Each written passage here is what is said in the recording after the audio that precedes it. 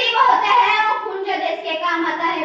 मित्रांनो, अनेक क्रांतिकारकांनी तुरुंगवास भोगला, कितीतरी क्रांतिकारक ब्रिटिशांच्या बंदुकीच्या गोळीचे बळी ठरले, तेव्हा आपली भारत माता स्वतंत्र झाली। आज आपण मोठ्या अभिमानाने भारतीय तिरंगा फडकवतो, हे केवळ या महान विभूतींच्या कार्यामुळेच।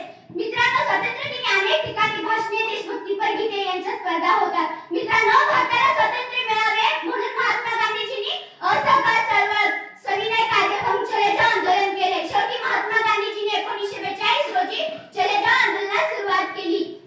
सर्व भारतीयांना करा किंवा मरा असा टोकाचा संदेश दिला। त्यावेळी संपूर्ण भारत देश ब्रिटिशांच्या विरुद्ध पेटून उठला आणि त्यातूनच आपल्या भारत देशाला स्वातंत्र्य मिळाला।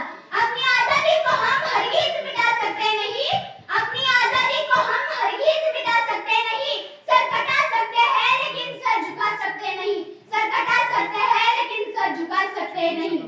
15 ऑगस्ट 1947 रोजी आपला भारत देश स्वतंत्र झाला आणि दिल्लीच्या लाल किल्ल्यावर आपल्या भारताचा तिरंगा ध्वज अभिमानाने फडकवला गेला। स्वतंत्र भारताचे पहिले पंतप्रधान म्हणून पंडित जवाहरलाल नेहरू यांची निवड करण्यात आली। अशा प्रकारे मित्रांनो, ब्रिटिशांच्या ताकदीतून भारत देशाला स्वातंत्र्य मिळाला। हिंदुस्तानियों से बड़ी चाहत क्या होगी, वतन से बड़ी इबादत क्या होगी, हिंदुस्तानियों से बड़ी चाहत क्या होगी, वतन से बड़ी इबादत क्या होगी। जिसे तिरंगा नसीब हो कफन के लिए, जिसे तिरंगा नसीब हो कफन के लिए, उसे जिंदगी से क्या शिकायत होगी, उसे जिंदगी से क्या शिकायत होगी।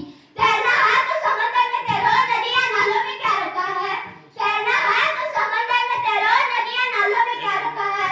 प्यार करना है तो अपने वतन से या माँ बाप से करो, इन बेवफा लोगों में क्या रखा है, इन बेवफा लोगों में क्या रखा है। क्यों मरते हो यारो सनम के लिए, ना दुपट्टा देगी कफन के लिए, क्यों मरते हो यारो सनम के लिए, ना दुपट्टा देगी कफन के लिए।